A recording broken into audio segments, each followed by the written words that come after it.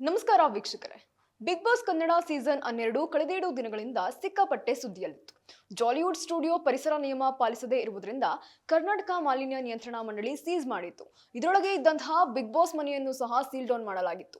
ಹೀಗಾಗಿ 2 ದಿನಗಳ ಕಾಲ ಬಿಗ್ ಬಾಸ್ ಶೋ ರದ್ದು ಮಾಡಬೇಕಾಗುತ್ತಾ ಎಂಬ ಅನುಮಾನ ಇತ್ತು. ಆದರೆ ಕೊನೆಗೂ ಸಮಸ್ಯೆ ಬಗೆಹರಿದಿದ್ದು ಬಿಗ್ ಬಾಸ್ ಶೋ ಆರಂಭವಾಗಿದೆ.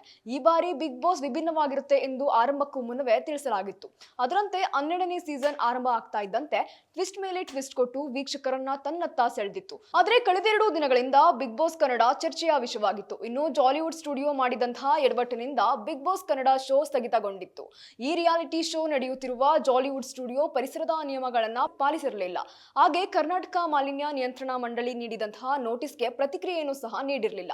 ಈ ಕಾರಣಕ್ಕೆ ಕರ್ನಾಟಕ ಮಾಲಿನ್ಯ ನಿಯಂತ್ರಣ ಮಂಡಳಿ ಜಾಲಿವುಡ್ ಸ್ಟುಡಿಯೋವನ್ನ ಸೀಲ್ ಮಾಡಿದ್ರು.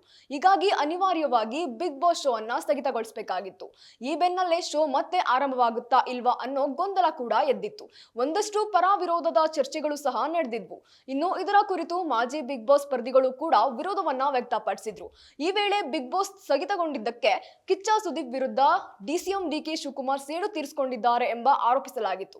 ಹೀಗಾಗಿ ಬಿಗ್ ಬಾಸ್ ಶೋ ಮತ್ತೆ ಆರಂಭವಾಗುವುದು ಜಟಿಲ ಸಮಸ್ಯೆಯಾಗಿ ಪರಿಣಮಿಸಿತ್ತು. ಕೊನೆಗೂ ಸಹ ಕಿಚ್ಚ ಸುದೀಪ್ ಡಿಕೆ ಶಿವಕುಮಾರ್ ಜೊತೆ ಮಾತನಾಡಿ ಸಮಸ್ಯೆಯನ್ನ ಬಗೆಹರಿಸಿದ್ದಾರೆ.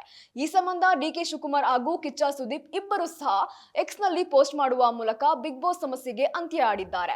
ಇನ್ನು ಡಿಕೆ ಶಿವಕುಮಾರ್ ಜೊತೆ ಬಿಗ್ ಬಾಸ್ ಸಮಸ್ಯೆ ಬಗ್ಗೆ ಮಾತುಕತೆ ನಡೆಸಿದ್ದ ಬಳಿಕ ಕಿಚ್ಚ ಸುದೀಪ್ ತಮ್ಮ ಎಕ್ಸ್ ಖಾತೆಯಲ್ಲಿ ಪೋಸ್ಟ್ ಮಾಡಿದ್ದು ಸಮಸ್ಯೆ ಬಗೆಹರಿಸಿದ್ದಕ್ಕೆ ಡಿಕೆ ಶಿವಕುಮಾರ್ಗೆ ಧನ್ಯವಾದಗಳನ್ನ ಅರ್ಪಿಸಿದ್ದಾರೆ. ಸರಿಯಾದ ಸಮಯಕ್ಕೆ ಬೆಂಬಲ ನೀಡಿದ್ದಕ್ಕೆ ಗೌರವಾನ್ವಿತ ಡಿಕೆ ಶಿವಕುಮಾರ್ ಅವರಿಗೆ ಪ್ರಾಮಾಣಿಕವಾಗಿ ಧನ್ಯವಾದಗಳನ್ನ ಹೇಳ್ತೇನೆ. ಹಾಗಾಗಿ ಇತ್ತೀಚೆಗೆ ನಡೆದಂತಹ ಅವಾಂತರದಲ್ಲಿ ಬಿಗ್ ಬಾಸ್ ಕನ್ನಡ ಭಾಗಿಯಾಗಿಲ್ಲ ಎಂದು ತಿಳಿಸೋದಕ್ಕೆ ಸಂಬಂಧಪಟ್ಟ ಅಧಿಕಾರಿಗಳಿಗೂ ಸಹ ಧನ್ಯವಾದ ಹೇಳಲು ಬಯಸ್ತೇನೆ ಎಂದು ಪೋಸ್ಟ್ ಮಾಡಿದ್ದಾರೆ. ಇದರ ಜೊತೆಗೆ ಇದೀಗ ಮೊದಲ ವಾರದ ಬಿಗ್ ರಿಯಾಲಿಟಿ ಶೋಗೆ ವೀಕ್ಷಕರು ಹೇಗೆ ಪ್ರತಿಕ್ರಿಯಿಸುತ್ತಿದ್ದಾರೆ ಅನ್ನೋ ಫಲಿತಾಂಶ ಸಹ ಹೊರಬಿದ್ದಿದೆ.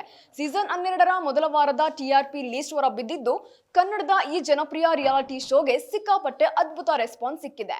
ಹಾಗಾದ್ರೆ ಮೊದಲ ವಾರ ಬಿಗ್ ಬಾಸ್ ಕನ್ನಡ ಸೀಸನ್ 12ಕ್ಕೆ ಸಿಕ್ಕಿರುವಂತಹ ರೆಸ್ಪಾನ್ಸ್ ಏನು? ಈ ರಿಯಾಲಿಟಿ ಶೋಗೆ ಬಂದಂತಹ ಟಿಆರ್ಪಿ ಎಷ್ಟು ಅನ್ನೋದನ್ನ ನೋಡೋದಾದ್ರೆ ಕಿಚ್ಚ ಸುದೀಪ್ ನಡೆಸಿಕೊಡುವ ಬಿಗ್ ಬಾಸ್ ಗ್ರ್ಯಾಂಡ್ ಓಪನಿಂಗ್ಗೆ ಅತಿ ಹೆಚ್ಚು ಟಿಆರ್ಪಿ ಬಂದಿದೆ. ಇನ್ನು ಸೆಪ್ಟೆಂಬರ್ 28ರ ಭಾನುವಾರ ಸಂಜೆ 6 ಗಂಟೆಯಿಂದ ಆರಂಭವಾಗಿ 10:30ರವರೆಗೆ ನಡೆದಿತ್ತು. ಈ ದಿನ ಕಲರ್ಸ್ ಕನ್ನಡಕ್ಕೆ ಅತಿ ಹೆಚ್ಚು ಟಿಆರ್ಪಿ ಬಂದಿದೆ. ಅದೊಂದು ದಿನ 10.8ರ ಟಿಆರ್ಪಿ ಬಂದಿದ್ದು, ಇನ್ನು ಕಿಚ್ಚನ ನಿರೂಪಣೆಗೆ ಫಿದಾ ಆಗಿದ್ದು ಗ್ರ್ಯಾಂಡ್ ಓಪನಿಂಗ್ಗೆ ಅಭೂತಪೂರ್ವ ರೆಸ್ಪಾನ್ಸ್ ಸಿಕ್ಕಿದೆ. ಇನ್ನು ಕಿಚ್ಚನ ಮಾತುಗಳು, ಮ್ಯಾನರಿಸಂ, ಕಾಮಿಡಿ ಹಾಗೂ ಸ್ಪರ್ಧಿಗಳ ಹ್ಯಾಂಡಲ್ ಮಾಡುವ ರೀತಿಗೆ ವೀಕ್ಷಕರು ಕ್ಲೀನ್ ಬೋಲ್ಡ್ ಆಗಿದ್ದಾರೆ. ಹೀಗಾಗಿ 12ನೇ ಸೀಸನ್ ಗ್ರ್ಯಾಂಡ್ ಫಿನಾಲೆ ಕೂಡ ಸೂಪರ್ ಸಕ್ಸಸ್ ಆಗಿದೆ. ಇನ್ನುಳಿದಂತೆ ವೀಕ್ ಡೇಸ್ ಟಿಆರ್ಪಿ ಎಷ್ಟಿರಬಹುದು ಎಂದು ನೋಡೋದಾದ್ರೆ ಗ್ರ್ಯಾಂಡ್ ಓಪನಿಂಗ್ ನಂತೆ ಮೊದಲ ವಾರ ವೀಕ್ ಡೇಸ್ ಟಿಆರ್ಪಿ ಕೂಡ ಅದ್ಭುತವಾಗಿದೆ. ಗ್ರ್ಯಾಂಡ್ ಓಪನಿಂಗ್ ಬಳಿಕ ಆರಂಭವಾದ ಡೈಲಿ ಶೋಗೂ ಸಹ ಸೂಪರ್ ರೆಸ್ಪಾನ್ಸ್ ಸಿಕ್ಕಿದೆ. ಇನ್ನು 7.1ರ ಟಿಆರ್ಪಿ ಮೂಲಕ ಕಲರ್ಸ್ ಕನ್ನಡಕ್ಕೆ ಹೊಸ ಭರವಸೆಯೂ ಸಹ ಮೂಡಿದೆ. ಒಟ್ಟಾರೆ ಮೊದಲ ವಾರದ ಬಿಗ್ ಬಾಸ್ 12 ಸಕ್ಸಸ್ ಆಗಿದ್ದು, ಇದರ ಜೊತೆಗೆ 2ನೇ ಸ್ಥಾನಕ್ಕೆ ಏರಿ ಬಿಗ್ ಬಾಸ್ ಭರ್ಜರಿ ಯಶಸ್ಸನ್ನು ಸಾಧಿಸಿದೆ. ಇನ್ನು ಕಲರ್ಸ್ ಕನ್ನಡವನ್ನ ಸಹ 3ನೇ ಸ್ಥಾನದಿಂದ 2ನೇ ಸ್ಥಾನಕ್ಕೆ ಏರಿಸಿದೆ. ಇನ್ನು 38ನೇ ವೀಕ್ ನಲ್ಲಿ 275 ಟಿಆರ್ಪಿ ಇದ್ದ ಚಾನೆಲ್ ರೇಟಿಂಗ್ 211 ಅಂಕಗಳ ಏರಿಕೆಯ ಮೂಲಕ 486ಕ್ಕೆ ಜಂಪ್ ಆಗಿದೆ. ಈ ಮೂಲಕ ಜಿ ಕನ್ನಡದ ಸಮೀಪದಲ್ಲಿದೆ. ಇನ್ನು ಎಲ್ಲಾ ಸಮಸ್ಯೆಗಳ ಬಗೆಹರಿಸಿಕೊಂಡು ಇಂದಿನಿಂದ ಬಿಗ್ ಬಾಸ್ ಮುಂದುವರಿಯುತ್ತಿದೆ ಎಂದು ಸುದೀಪ್ ಎಕ್ಸ್ ನಲ್ಲಿ ಪೋಸ್ಟ್ ಮಾಡಿದ್ದಾರೆ. ಇನ್ನು ಕನ್ನಡದ ಅತಿ ದೊಡ್ಡ ರಿಯಾಲಿಟಿ ಶೋ ಅಂದ್ರೆ ಅದು ಬಿಗ್ ಬಾಸ್. ಇದೀಗ ಎಲ್ಲ ಅಡೆತಡೆಗಳನ್ನ ಮೀರಿ ಉಂಟಾದಂತಹ ಗೊಂದಲಗಳನ್ನ ಕೊನೆಗೂ ಸಹ ಬಗೆಹರಿಸಿಕೊಂಡು ಇಂದಿನಿಂದ ಮತ್ತೆ ಬಿಗ್ ಬಾಸ್ ಶೋ ಆರಂಭವಾಗಲಿದೆ.